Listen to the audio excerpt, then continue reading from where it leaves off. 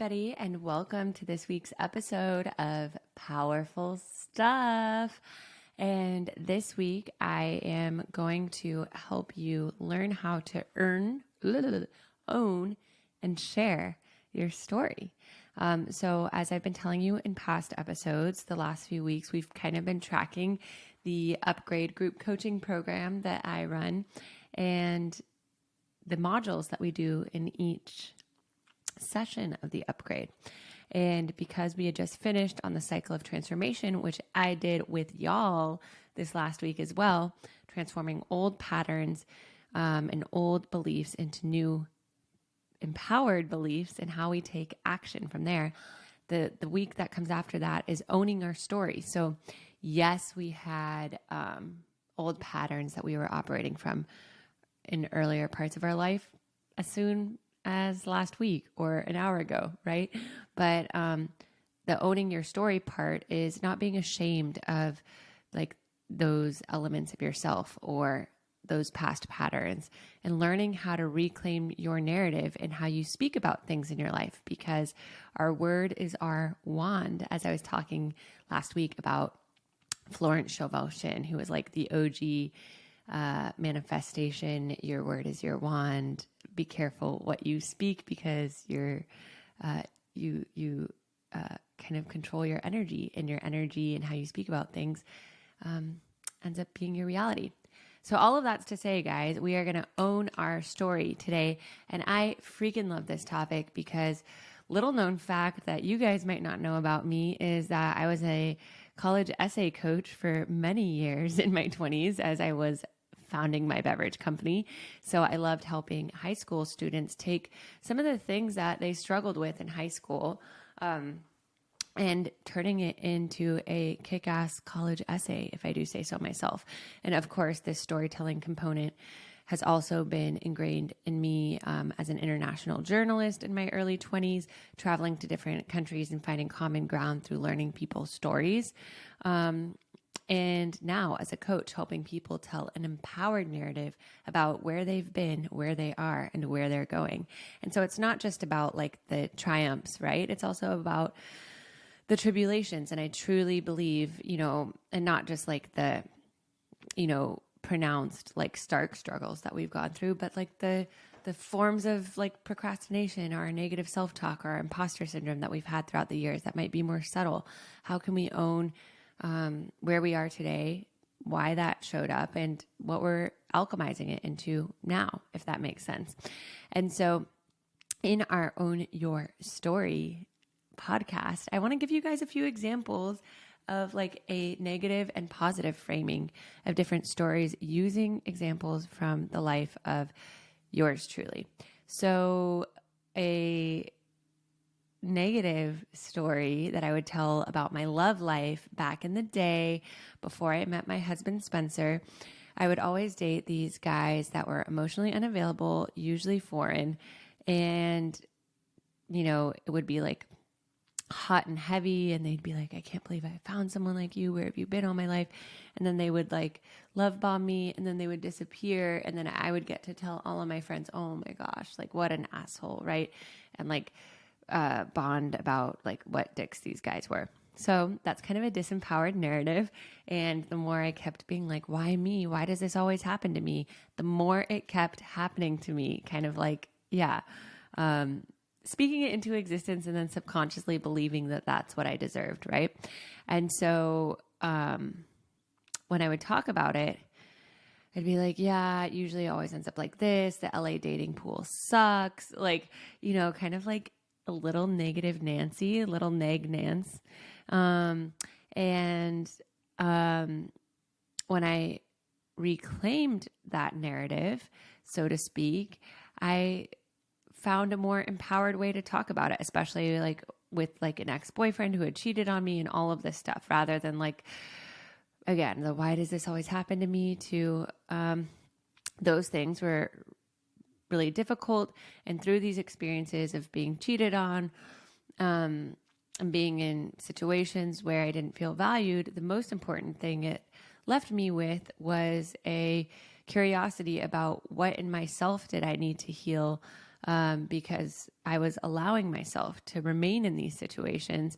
And what it did was it awoken me to my need of healing my love with myself, healing my relationship with myself. And so being cheated on and being in these relationships ultimately led me into a journey of self-love, especially like when I embarked on the world of mindfulness and did my first plant medicine ceremony when I was 24. That gave me a huge revelation about my self-love, of, if I can surrender to myself and can love myself unconditionally, then I won't settle for less than someone else. And so all of these situations happened for me to go on that journey, which not only was a beautiful journey to go on a personal level, but I became so passionate about it and passionate about helping other people wake up to their worth and the love that they desired, to, have a whole coaching practice based around it, and to have led many workshops in helping people become what they're ready to attract and to, be who they're ready to date and wake up to their worth. And so all of these situations that I was in, though it was painful, and though I was in these cycles of not feeling enough and thus attracting partners that helped reinforce that, it was all part of my journey when I retroactively look back to see that I was ready to share these steps of learning how to love and value oneself with the world. So that's owning that story, guys. And then if we want to get even more specific, so like if you're really in the trenches about owning a part of your story, and maybe you still have like a sting around a certain person who did a certain something to you, I always like to also zoom out and look at like the 20 years down the line effect. And I actually gave this example in the upgrade this week. So as I mentioned, I had an ex-boyfriend that cheated on me with his other ex-girlfriend, actually, and who didn't know me at the time. And though it was like super painful, and at the time I thought he was the love of my life, what ended up happening was a year and a half later, I became friends with this girl. And not only did we become friends, rewind. He cheated on me. He's from England. I decided, you know what? I'm going to have my own British experience instead. And this is like very dramatic of me, but, and I also wanted to get my master's, but I'm like, I'm going to apply to Oxford and I'm going to have my own master's experience after we broke up and things ended with this guy because we were dating in Boston. And I got into Oxford. And I feel like that breakup really nudged me to apply and to go.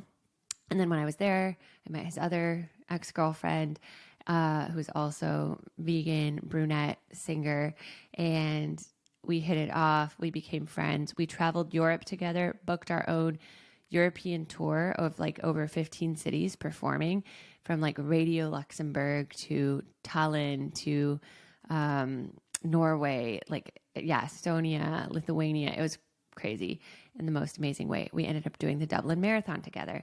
She visited me in LA when I moved here and gave me my first tarot deck. We just released our song Alchemy together.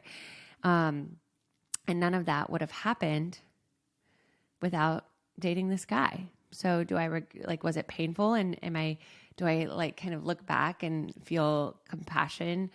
But, and like, oh my gosh, younger Meredith, what were you thinking to stay in something that was so clearly like not making you feel good? Of course I have those thoughts time to time, but would I take it back? No, because it gave me that friendship. And not only that, but it gave me the friendship of other women who I met through him, who ended up going through my coaching program as well, who then I've met other people through and they've met other people through. So it's like irreversibly not only changed the course of my life, but like other people who I've met through it too, that then I've introduced to other people. So it's been this like cool butterfly effect. So that's kind of a very specific personal way you can internally own your story when you're kind of struggling with, maybe something feeling still quite fresh around a certain like person or situation of like, in 20 years, there's going to be this irreversible domino effect that just had to happen that way, or else it wouldn't have played out the way it did. And the other own your story that I like to talk about is on a professional sense, to give y'all an idea, is kind of how I thought of myself in my 20s. I went to like high achieving schools, like Harvard and Oxford, and took a non-traditional path after graduating. A lot of my classmates went on to like found their own companies or be in tech or consulting. And then I taught yoga for a year around London and played guitar and, sometimes was like, am I making the wrong choice? This is a gap in my LinkedIn. And then I also eventually became a founder of a beverage company. And I think if I'm being honest with myself, was like, oh, cool. Now I kind of have like a founder title that some of my classmates have. And of course I founded the company because I liked the product, but there was a little bit of that there, right? And then when I shut my company down because it wasn't aligned and I had to be honest with myself that like my joy was like the branding and the community that the company provided, but not the actual product, that aspect of it that I really loved. Part of me was like, oh, this founder identity is going away. And I like kind of struggled with that for a little bit, but I eventually like was like, what, my happiness and my alignment is too important. And then I thought about, at that time I was already kind of helping other entrepreneurs, combining my mindfulness tools and some of the executive and personal coaching workshops and trainings I had done, helping other people. And I was like, I want to start my coaching business full time once I shut this beverage company down. But then that imposter syndrome voice in me was like, who are you to think that you can coach these other entrepreneurs? You're a failed startup founder, Meredith. You are a failed startup founder. Like, who do you think you are? Like that, where there was that little voice going on. And this is, again, that other example of owning my story where I could have let that get the best of me, right? I could have been like, you know what? You're right. Who am I to coach these people? I'm a failed startup founder. Internal Meredith, you caught me. Instead, I was like, you know what? I think it's actually courageous and beautiful.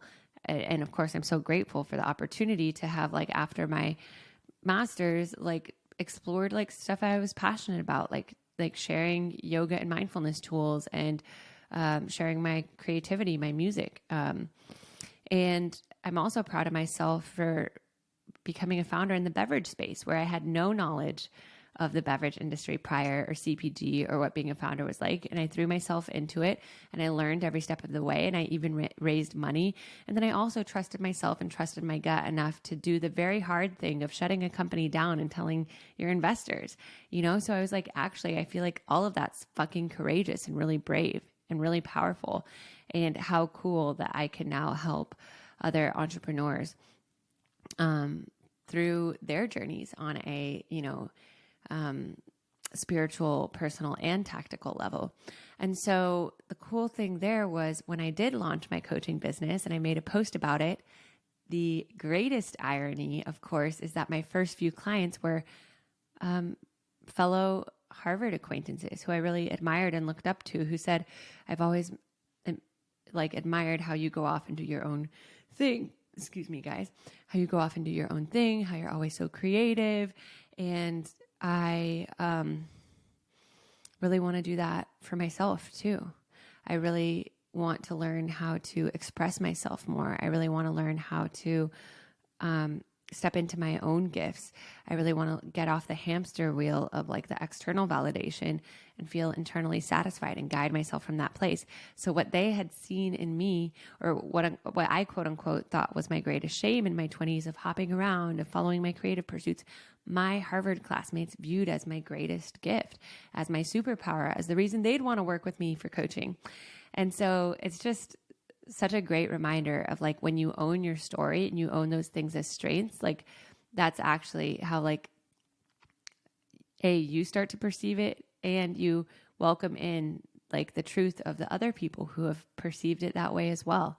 And what a beautiful gift that is. And I'll just like never forget that story, because also imagine if I had let the old story get the best of me, there would have been so many people that I've never coached or helped them tap into their own self-trust to like go after their like true passion, or share their creative work publicly for the first time, or feel like they're in a deserving, authentic relationship. So these are just little examples, guys, of owning your story.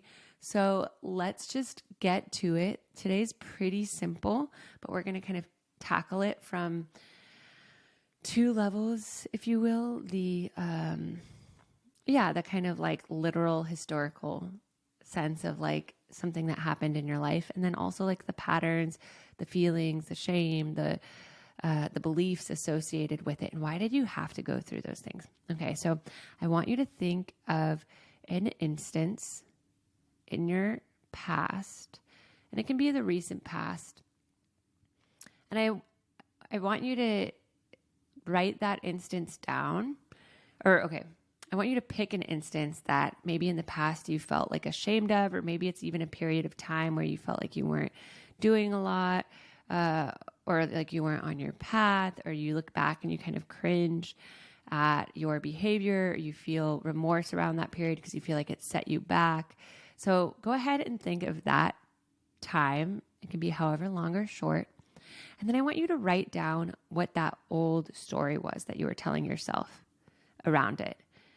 And write down that version of you, like who is that version of you that believes that old story? Like what energy, what aura do you see emitting from yourself when you continue in this present day to regurgitate that old story? What is the aura? Is it like heavy? Is it gooey? Is it like dark brown? Is it gray? Like just, I'm putting words in your mouth, guys. I don't know what color your aura is around that old story, but just writing it down and like, who is that version of you that keeps repeating it? And then I also want you to write down, you can pause this in between each of my little things because I'm just getting so excited to help you own your story, guys. But yeah, as I was saying, like when you tell that story in the present day, in that kind of more negative way, like how do you feel? How do you feel after?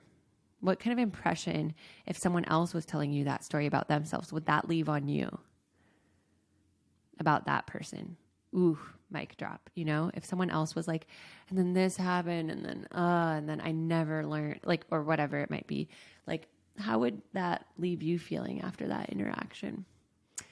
So just getting that feeling of that old story written down on the paper. And once you have it, if you can rip that old story out of the page, great. And I want you to like crumple it in a little ball and rub it together, like, and then rip it up. I want you to rip it up with your hands and then like stomp on it. And then imagine that you're stomping on it like you're turning it into soil, because I love a good soil and garden and full bloom moment. But turning it into soil beneath your feet, as Natasha Bedingfield would say, the rest is still unwritten. And then closing your eyes and then taking a deep breath in and then exhaling it out. And then imagining as your gaze is inward that old story has fallen to soil beneath your feet. And as you feel it as old soil beneath your feet, feeling the new spaciousness that brings, to not hold on to that old story, to not try to hide that old story, to not be ashamed of it.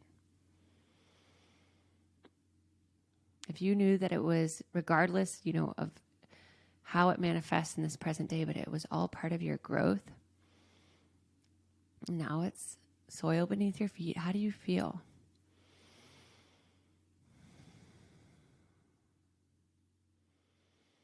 And as you breathe into that spaciousness and this blank slate energy with that soil beneath your feet, imagine walking in this beautiful, mystical forest of possibilities of all your stories to an opening in the forest where there's a huge, beautiful metal bowl, and inside of the metal bowl you pull out a magical scroll. And as you look at this magical scroll, you see the old story re-envisioned from this 2020 view, from your present and from your future self, of why that old story had to happen exactly how it did to bring you the growth, the awareness, the connections that you have now.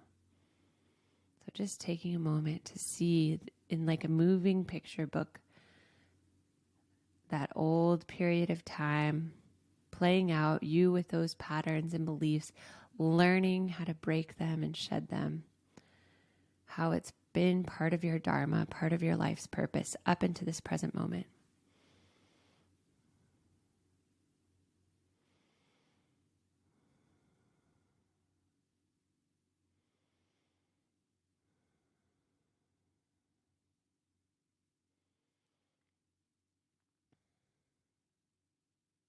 And as you look at everything moving in this beautiful picture book, feeling this feeling of peace washing over you, feeling the perfection of this old story being transformed into a new, empowered narrative.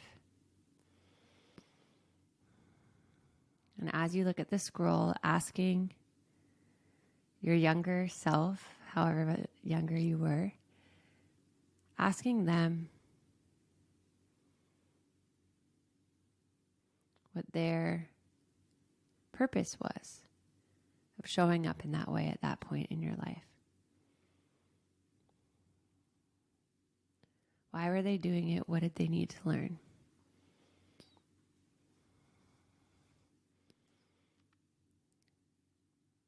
Trusting whatever they say. And then telling that version of you how proud you are of them presently for doing the best they can with what they have.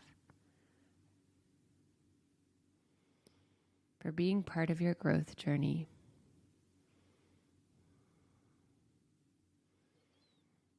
And as you give them this thanks, this gratitude, you see them transforming in front of your eyes into your highest all-knowing self, your all-knowing self that it's always within the deepest part of your soul emanating out.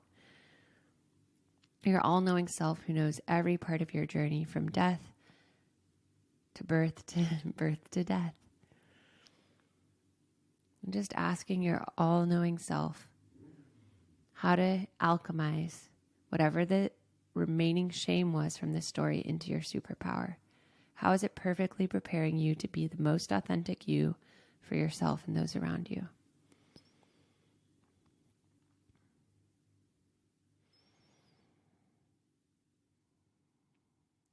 Thanking them.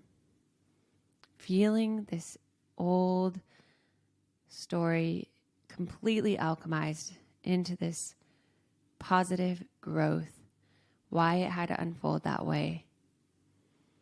How you're harnessing it now with your new beliefs, your new actions, and how you're excited to step even more into this growth in the future. As you roll up the scroll, place the remaining magic dust from the scroll, like dusting it all over yourself, feeling it as you breathe into it, and exhaling it out. Another deep breath in. And exhale to open your eyes, returning to this space. Wow. I can't wait to hear what story came up for you as you get out your pen and write what your new chosen reframe of this story is. Why did it have to happen that way? How did you grow from it? And how are you excited to take those learnings into present and future? So go ahead and pause this, guys. And then I want you to put on Natasha Bedingfield, Unwritten, and I want you to write and dance this new narrative onto your paper for the next few minutes. Go.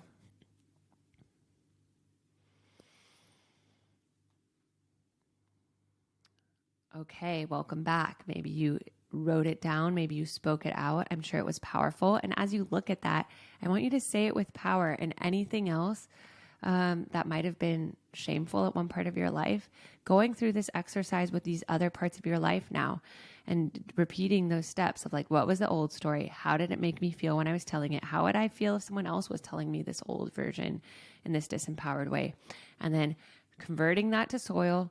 And then what is my new story that I'm telling around it? How is that empowered and serve me and my goals and my beliefs and what I'm ready to step into right now? And how might that even be more authentic for other people? How might that be more inspiring for other people to hear these like vulnerable sides of my story? And how might that make them feel even more of a sense of possibility? And this is really powerful, guys, because again, I cannot say it enough. Third time's a charm. You know what they say. Tell them what you're going to tell them again, and then tell them again, or something like that. It's probably more eloquent, but your word truly is your wand. And so how I speak about things recently has become so careful. Even if I'm speaking about something I'm uncertain about or like feel anxiety about, I'll say things to like remove a judgment from how I talk about it. Like I'll be like, the story that I was telling myself is this, or, while my perception at the time was this, I'm still holding the vision for like the highest outcome. And here's how I know that like later it's going to be even better than I can imagine. And as we do this, I know it sounds so simple and so stupid obvious, guys, but the more we talk about it that way, the more we actually like, I don't want to say fake it till you make it, but like fake it till you make it. Like we have more energy around it. We feel more inspired by it, and our subconscious is hearing us show up for ourselves literally out loud when we're speaking about it this way.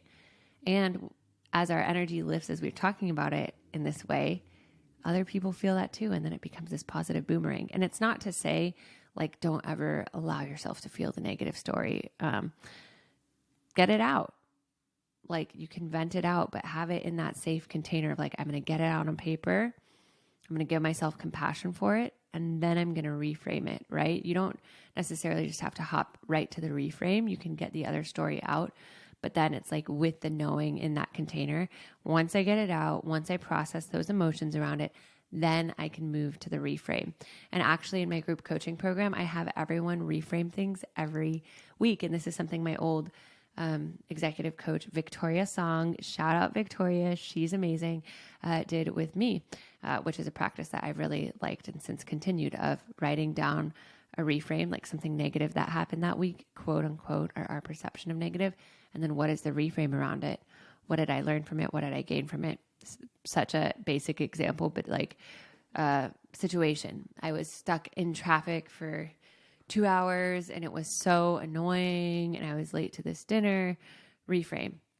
I used that time to listen to a podcast, which changed my mentality. I sent that podcast to 3 friends. I called a friend who actually really needed to hear from me that day while I was stuck in traffic, and it totally shifted her day. And it reminded me that I'm in control of how I spend my time, even if I'm stuck in my car on the 405. So doing those things every day, like finding a reframe every day, it's literally like going to the gym for your brain, of like choosing to see that that positive story reframe, choosing to own your story. So I have a little 7-day challenge for you guys. Like I just thought of this right now, but own your story, 7-day reframe challenge of how you're going to find something each day to reframe. And whether you speak it out loud, write it down, or do this challenge with a friend, or even better, text me or DM me about it at the Meredith Baker or at That's Powerful Stuff, and we'll do it together. And let's see what happens in 7 days when we own our story, even in these little daily bite-sized ways. Okay, guys, I hope as always that was as powerful for you as it was for me. And don't forget that own your story doesn't just have to be about things from your past being brought into your present and future, but it can be things from your present, right? If you're going through a hard time or you're going through an uncertain time, like you can be like, let's just play imaginary. How in 10 years might I be so grateful that this happened? How in 10 years might this have been the perfect pivot to lead me to this path of XYZ? How might in 10 years, this will be even more freedom and expansion than I could have imagined had I continued to go down that road, right? Just as the case with people who like lose their job and then a few months later get the job of their dreams, where it encourages them to go like start their travel blog they've always wanted to do. So know that you can also use this tool or think about it in this way for a situation you want to own right now, whether it's like going through a breakup or a transition professionally or something that you're just in uncertainty around. What is the own your story narrative? You know, I always like to say, like, there's that Guy Raz podcast, How I Built This, with the CEOs of like really big companies and how did they build it. And there's always that point in the podcast where they're like, and then shit hit the fan. And I was like, where are we going to go next? And that's when we pivoted. And that's when we had our $1 billion idea. And I wouldn't be here today if shit hadn't hit the fan. And I was at rock bottom that one point in time. So that's just the idea of owning it in the present and catapulting us into the future. And I like to say a last little Meredithism for the road that'll lead you with, guys. Super eloquent. No, I'm joking. But it is catchy. And that is, shit hits the fan before we expand. I'm going to say that one more time. Shit hits the fan before we expand. So just remembering that. And when we're in chaos, not letting our words kind of like, you know, when you are in chaos and you have like either friends who make it worse by being like, oh my gosh, yeah, you are fucked, or friends who make it better by being your cheerleader and like, you're amazing, you're going to get through this. That's literally like what our words and how do we speak to ourselves about it are. So be your own rock, be your own bestie in times like this. In times like this, hopefully this is also great times too. In times like this and in times like that. But you know, of lifting yourself up, of owning the narrative, and not just when things are bad, right? Own your story when things are great too, of like doubling down on like, I'm fucking proud of the hard work I put in to get here. And this is an even more amazing time to own my story and double down on the gratitude and appreciation I have for myself and others in the circumstances that allowed me to be where I am today. Okay, guys. Well, keep me posted on your 7-day reframe challenge. I'm going to be doing it with you. I cannot wait. And I will see you next week for more powerful stuff. Love you guys.